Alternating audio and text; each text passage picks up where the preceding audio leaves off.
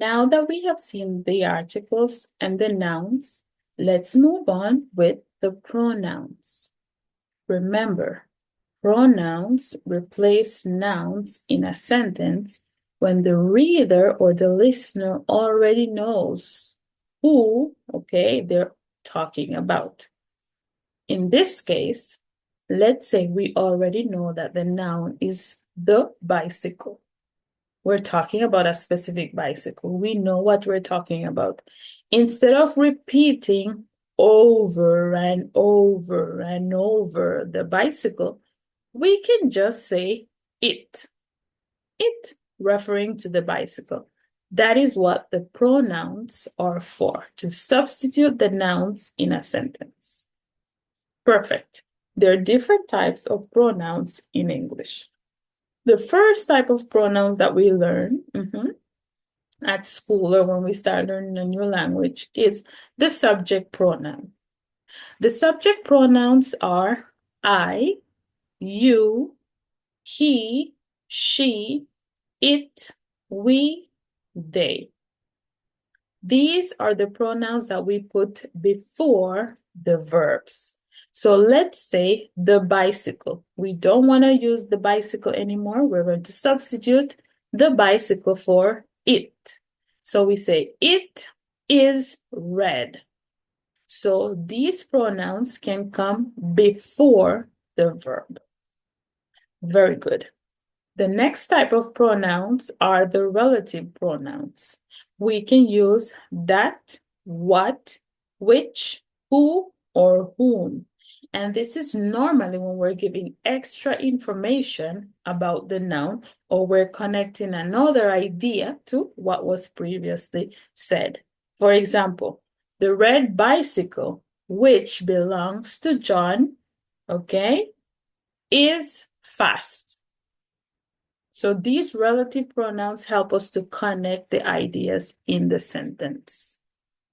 Perfect. Reflexive pronouns are used to indicate, that we're doing the action to ourselves or to someone else.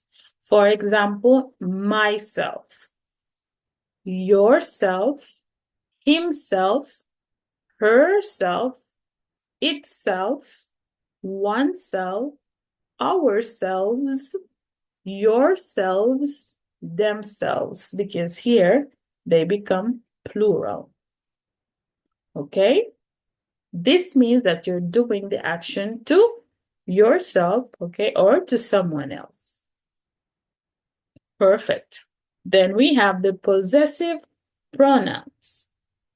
Mine, yours, ours, theirs, his, hers, its.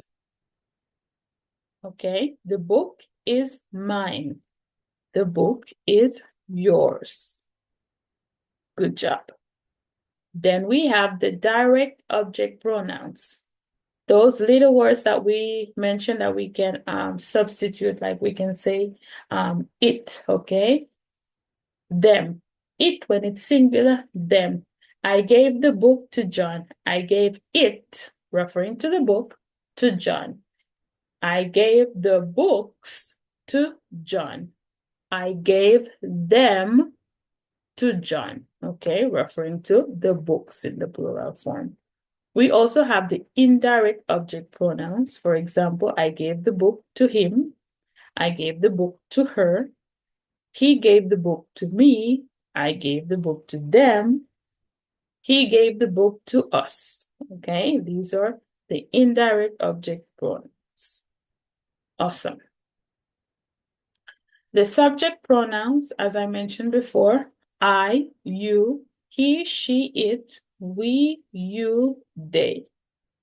I am taking English next year. I is the subject, of the verb take. So I is doing the action. We saw the thief leave the store. We is the subject of the verb saw. So we is the person doing the action, You help at the veterinary clinic. You is the subject of the verb help. Very good. The object pronouns. Me, you, him, her, it, us, you, and them. If you notice, guys, they're a little bit different, okay? Pay attention, except for you. No, you is like the same, but for all the others, they change. What's the difference? Let's see the examples, okay? Your sister is going with us to see that play. Us is the object of the verb going. Please pass me that tool by your foot. That tool by your foot. Me is the object of the verb pass. The dog jumped right over him. Him is the object of the preposition over. So let's put it simple. The subject pronouns or subjective pronouns, they're still the same, okay? Subject pronouns. These indicate who is doing the action. So repeat after me, subject pronouns, who is doing the action. Very good. Objective or object pronouns, who or what is receiving the action. Repeat, who or what is receiving the action. Very good. So that's the main difference. The subject pronouns, who is doing the action. The object pronouns, who is receiving the action. And that's all you need, okay, to understand or to succeed at the exercises for this specific topic. Very good. We have possessive pronouns. Possessive pronouns or adjectives. For example, the possessive adjectives are my, okay? So my book, the book is mine.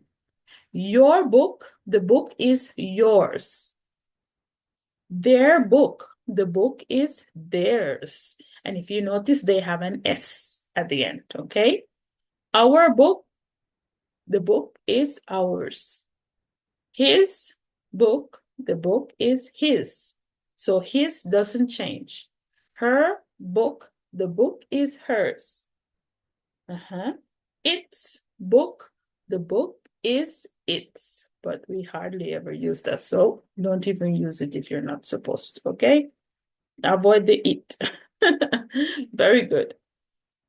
Awesome. So that's the possessive pronouns. Relative pronouns, as we mentioned before, that, whom, who, which, whose. Okay? Who, which, that, okay, are the, these are the relative pronouns, okay, for the subject. Whom, which, that, or for the objects. And whose is normally for the possessive. They can be personal or impersonal. The easiest way to identify this one is to say, for example, that we know is describing something, okay? Whom and who are the most difficult ones. Whom is normally used after a preposition. So if you say like to whom, for whom, by whom. Whenever you see a preposition before, okay, this one, you know you have to choose whom because it's now the object of a preposition in this case. Who is because it's focusing on the subject, who is doing the action. Which it's also the object of a preposition, okay? It's normally who is receiving the action. And whose is normally focusing on who owns something, like the possession of that particular thing. Perfect.